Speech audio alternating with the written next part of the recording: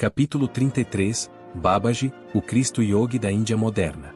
Os penhascos do Himalaia, ao norte, perto de Badrinaraya, ainda são abençoados pela presença viva de Babaji, Guru de Lairima Basaya. Ó! Recluso mestre conserva sua forma física há séculos, talvez milênios. Ó! Imortal Babaji, é um avatar. Esta palavra sânscrita significa descida, suas raízes são Ava, para baixo, e Tri, passar. Nas escrituras hindus, Avatara significa a descida da divindade à carne. O estado espiritual de Babaji está além da compreensão humana. Explicou-me Sri Yukteswar. A raquítica visão do homem não pode penetrar através de sua estrela transcendental. Procura-se em vão imaginar o alcance de um avatar. É inconcebível. Os Upanishads classificaram minuciosamente cada estágio de avanço espiritual. Um Siddha, ser que se fez perfeito, progrediu do estado de Jiva Mukta, liberto enquanto vive, para o de Paramukta, supremamente livre, completo poder sobre a morte. O último escapou inteiramente da escravidão de Maya e de sua engrenagem cíclica de reencarnações. Ó! Paramukta raramente volta ao corpo físico, se retorna, é um avatar escolhido por Deus como instrumento de bênçãos sublimes para o mundo. Um avatar não está sujeito à economia universal. Seu corpo puro, visível como imagem de luz, acha-se livre de qualquer dívida para com a natureza. O olhar casual talvez não veja nada de extraordinário na forma de um avatar, mas este não projeta sombra nem deixa qualquer pegada no chão. Estas são provas externas, simbólicas, de se haver liberado interiormente da treva e da escravidão à matéria. Somente tal homem Deus conhece-a verdade por trás das relatividades da vida e da morte. Ornar Kayan, tão grosseiramente compreendido, cantou este homem liberto, na escritura. Imortal, o Rubaya. A lua de meu deleite que não conhece minguante. A lua do céu se eleva mais uma vez. Quantas vezes, doravante, ao elevar-se, ela me procurará. Neste mesmo jardim, em vão. A lua do deleite que não conhece minguante é Deus, eterna estrela polar, jamais anacrônica. A lua do céu, elevando-se mais uma vez se é o cosmo exterior, agrilhoado à lei da recorrência periódica. Através da autorrealização, o vidente persa libertara-se para sempre dos regressos compulsórios à terra, o jardim da natureza ou Maya. Quantas vezes, doravante, ao elevar-se, ela me procurará, em vão. 11.258. Um universo, repleto de maravilhas, em busca de uma omissão absoluta. Que frustração! Cristo expressou sua liberdade de outro modo, e certo escriba aproximou-se e disse-lhe: Mestre, segui-vos-ei aonde quer que fordes. E Jesus lhe respondeu: As raposas têm covis e as aves do céu têm ninhos. Mas o Filho do Homem não tem onde reclinar a cabeça. 259. Na vastidão da onipresença, corno se poderia seguir o Cristo, exceto em espírito circunvidente? Krishna, Rama, Buda e Patanjali contam-se entre os antigos avatares. Considerável literatura poética em tâmil desenvolveu-se acerca de Agastya, um avatar da Índia meridional. Ele realizou muitos milagres durante os séculos anteriores e posteriores a Cristo e acredita-se que, até hoje, retém sua forma física. A missão de Babaji na Índia tem sido a de dar assistência aos profetas na execução das tarefas específicas que a vontade divina lhes atribui. Qualifica-se, assim, como aquele que as escrituras chamam de Mahavatar, grande avatar. Ele afirmou ter dado a iniciação Jogya Shankara 260, reorganizador da ordem dos Swamis, e a Kabir, famoso mestre medieval. Seu principal discípulo no século XIX, como sabemos, foi Lairima Basaya, que infundiu vida nova à perdida arte de cria. Babaji vive sempre em comunhão com Cristo, juntos enviam vibrações redentoras e juntos planejaram a técnica espiritual de salvação para esta época. O trabalho destes dois mestres completamente iluminados, um, com corpo, e o outro, sem, é inspirar as nações a renunciarem às guerras, aos ódios de raça, ao sectarismo religioso e ao materialismo, cujos males atuam como bumerangues. Babaji está a par das tendências modernas, em especial, da influência e das complexidades da civilização do Ocidente. Ele conhece perfeitamente a necessidade de difundir a yoga em ambos os hemisférios para realizar a libertação do homem. A falta de referências históricas a Babaji não nos deve surpreender. O grande guru jamais apareceu ostensivamente em qualquer século. O equívoco brilho da publicidade não tem lugar em seus planos milenares. Semelhante ao Criador, único mas silencioso poder, Babaji opera em humilde anonimato. 258 Tradução para o inglês de Edward Fitzgerald. Grandes profetas como Cristo e Krishna vêm ao mundo com um objetivo específico e espetacular, e partem, assim que o realizam outros. Avatares, como Babaji, incumbem-se de obras relacionadas com o lento progresso evolutivo do homem através dos séculos, em vez de se ligarem a algum fato histórico excepcional. Tais mestres sempre se ocultam ao olhar grosseiro do público e têm o poder de se tornar invisíveis à vontade. Por estas razões, e porque geralmente instruem seus discípulos para que mantenham silêncio a respeito de si, algumas figuras espirituais do mais alto porte permanecem desconhecidas para o mundo. Nestas páginas sobre Babaji, faço simplesmente uma alusão à sua vida, só refiro alguns fatos que ele considera convenientes e úteis à divulgação pública. Jamais se descobriram quaisquer dados delimitadores da família e do lugar de nascimento de Babaji, tão caros ao coração do cronista histórico. Este avatar usa geralmente o idioma hindu, mas conversa facilmente em qualquer língua. Adotou o singelo nome de Babaji, Reverendo Pai. Outros títulos de respeito que lhe deram os discípulos de Lahiri Mahasaya são Mahamuni Babaji Mahara, Supremo Mestre Estático, Mahayogi, o Grande, Log, e Trambak Baba ou Shiva Baba, títulos de avatares de Shiva. Tem, acaso, importância que desconheçamos o patronímico de um mestre completamente liberto? Sempre que pronuncie com veneração o nome de Babaji, disse Lahiri Mahasaya, o devoto atrai uma bênção espiritual instantânea. O imperecível guru não mostra sinais de idade em seu corpo, parece um jovem de 25 anos, não mais.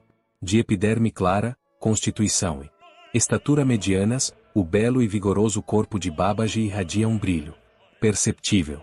Seus olhos são pretos, serenos e ternos, seu longo e lustroso cabelo é cor de cobre. Às vezes, a face de Babaji se parece muito à de Lahiri Mahasaya. Tão notável era a semelhança que Lahiri Mahasaya, em sua velhice, poderia ocasionalmente ter passado por pai de Babaji, cuja aparência é sempre a da juventude. Swami Kebalananda, meu santo instrutor de sânscrito, passou algum tempo com Babaji 261 no Himalaia. O incomparável mestre move-se com seu grupo, de um lugar a outro. Nas montanhas, disse-me Kebalananda. Seu pequeno séquito conta com 2 discípulos americanos sumamente adiantado. Depois de permanecer em certa localidade por algum tempo, Babaji diz, Deradanda. O tal, levantemos nosso báculo e acampamento. Ai carrega um danda. Báculo de bambu. Suas palavras são o sinal para o grupo mover-se instantaneamente a outro lugar. Nem sempre ele emprega este método de viagem astral, às vezes, vai a pé, de cume a cume. Babaji pode ser visto ou reconhecido somente quando assim o deseja. Sabe-se que ele apareceu sob formas pouco diferentes, a vários devotos. Às vezes, com barba e bigode, às vezes, sem. Seu corpo incorruptível não requer alimento, o mestre, por isso, raramente come. Ao visitar os discípulos, num gesto de cortesia, aceita, ocasionalmente, frutas ou arroz cozido em leite e em manteiga. Conheço 2 assombrosos incidentes da vida de Babaji, prosseguiu Kebalananda. Estavam seus discípulos sentados, certa noite, em torno de uma enorme fogueira que ardia para uma cerimônia védica sagrada. O guru, de súbito, agarrou uma acha incandescente e golpeou de leve o ombro de um chela, próximo ao fogo. Senhor, que crueldade! Lahiri Mahasaya, ali presente, fez esta censura. Você preferia vê-lo arder até ficar em cinzas, segundo o decreto de seu karma passado? Cor nestas palavras, Babaji colocou sua mão curadora sobre o ombro desfigurado do chela, livrei-o, esta noite, de uma dolorosa morte. A lei kármica cumpriu-se satisfatoriamente com seu leve sofrimento pelo fogo. Em outra ocasião, o santo grupo de Babaji foi perturbado pela chegada de um estranho. Com admirável habilidade, ele escalara os penhascos até a plataforma quase inacessível, próxima ao acampamento do Guru. O Senhor deve ser o grande Babaji. O rosto do homem iluminara-se. Com inexprimível veneração. Estou à sua procura, sem desistir, durante meses, entre estes rochedos proibitivos. Suplico-lhe, aceite-me como seu discípulo. Como o grande guru não desse resposta, o homem apontou para o abismo revestido de rochas, abaixo da plataforma. Se recusar, eu me atirarei desta montanha. A vida não terá mais valor para mim, se não puder obter sua direção espiritual em minha busca de Deus. Então, salte, disse Babaji, sem emoção. Não posso aceitá-lo, em seu atual estado de desenvolvimento. O homem arremessou-se do penhasco imediatamente. Babaji deu instruções aos discípulos surpresos para trazerem o corpo do desconhecido. Quando regressaram com a forma destroçada, o mestre colocou a mão sobre o morto. Milagre! Ele abriu os olhos e prostrou-se com humildade ante o Guru onipotente. Agora você está pronto para o discipulado. Babaji sorriu com efeito para o ressuscitado Shela. Você passou corajosamente a difícil prova 262. A morte não voltará a tocá-lo, agora você é um dos imortais de nosso rebanho. O a seguir, pronunciou a costumeira ordem de partida. Dera dando o tal, o grupo inteiro sumiu da montanha. Um avatar vive no espírito onipresente, para ele não existe distância inversa ao quadrado. Portanto, só um motivo existe para que Babaji conserve sua forma física, de século para século, o desejo de dar à humanidade o exemplo concreto de suas próprias possibilidades. Se ao homem jamais fosse concedido vislumbrar a divindade revestida de carne, ele permaneceria oprimido pela pesada ilusão, Maya, de que não pode transcender sua condição mortal. Desde o início, Jesus conhecia a sequência de sua vida, percorreu cada etapa, não em proveito próprio, devido a qualquer compulsão kármica, mas unicamente para soerguer e alentar os seres dotados de reflexão.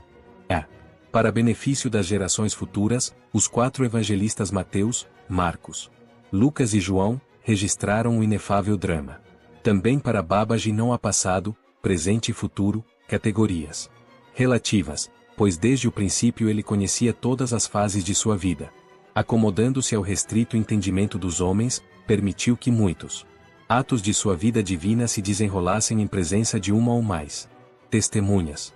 Assim, aconteceu que um discípulo de Lahiri Mahasaya estava presente quando Babaji considerou que era chegado o tempo de proclamar as possibilidades da imortalidade corporal.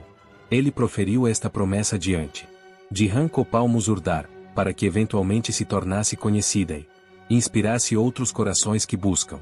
Os grandes seres falam e participam do curso aparentemente natural dos acontecimentos, apenas em benefício da espécie humana, conforme Cristo disse: Pai, eu sabia que tu sempre me escutas, mas assim falei por causa do povo que está em redor, para que todos acreditem que tu me enviaste. 263. Durante minha estada em Rambashpur, com Ram Gopal, o santo que não dorme. 264, ele relatou-me a maravilhosa história de seu primeiro encontro com Babaji. Às vezes, eu deixava minha solitária cova para sentar-me aos pés de Lahiri Mahasaya, em Benares, disse-me Ram Gopal. Certa vez, à meia-noite, ao meditar silenciosamente com um grupo de discípulos, o mestre me fez um pedido surpreendente. Ram Gopal, disse ele, vai imediatamente ao gad de banho de das Azamen. Em breve atingi aquele lugar retirado. Era noite clara, de luar, e as estrelas piscavam. Depois de me sentar um pouco em paciente silêncio, minha atenção foi despertada por uma enorme laje de pedra, próxima de meus pés. Ela se ergueu gradualmente, revelando uma gruta subterrânea. Quando a laje se deteve no ar, sustida por meios desconhecidos, a forma vestida de uma mulher jovem e insuperavelmente bela emergiu da cripta e levitou a certa altura no ar. Envolta em lialo suave, ela desceu lentamente diante de mim e parou imóvel, embebida em êxtase. Afinal se moveu e falou: gentilmente.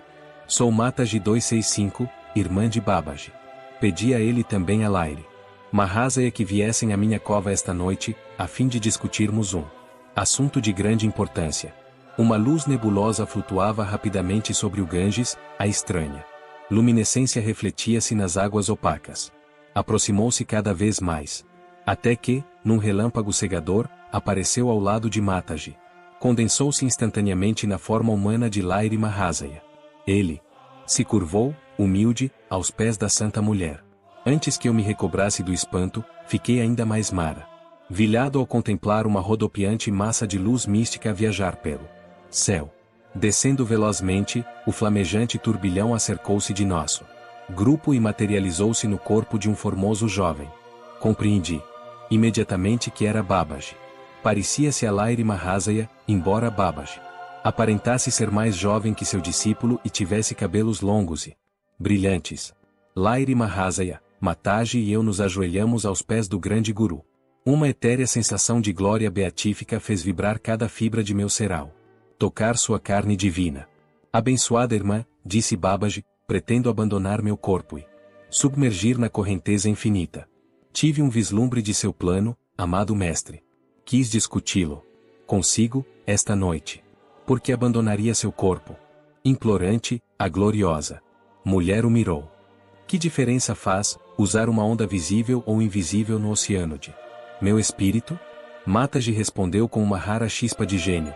Guru imortal, se nenhuma diferença faz, então, por favor, nunca abandone sua forma 266. Assim seja, disse Babaji, solenemente, nunca deixarei minha forma física. Permanecerá sempre visível, pelo menos a um pequeno grupo de pessoas neste mundo. Através de seus lábios, Mataji, o Senhor, manifestou seu próprio desejo. Como eu assistisse, aterrorizado, à conversação entre aqueles seres excelsos, o grande guru voltou-se para Miki com um gesto benigno. Não tenha medo, Rangopal, disse ele, é uma bênção para você ser testemunha, aqui, desta promessa imortal. À medida que a melodiosa voz de Babaji se desvanecia, sua forma e a de Labiri Mahasaya lentamente levitaram, afastaram-se, regressando por cima do Ganges.